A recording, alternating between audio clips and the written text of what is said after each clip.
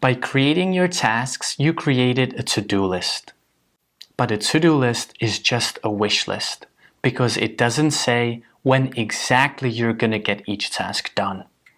To plan your tasks into specific study times in your schedule, go to the Plan Tasks tab.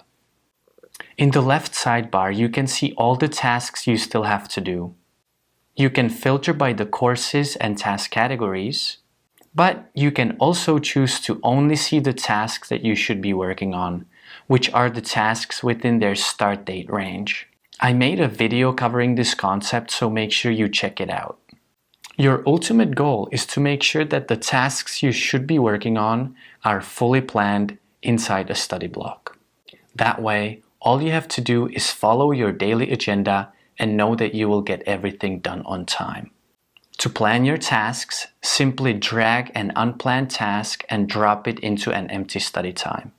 If there is a task already planned inside that block, you can rearrange which task you want to get done first. Slide the slider to set how much time you'll spend on that task during the specific study block, and that's it. The task now has a green planned badge and you know exactly when you're going to get it done.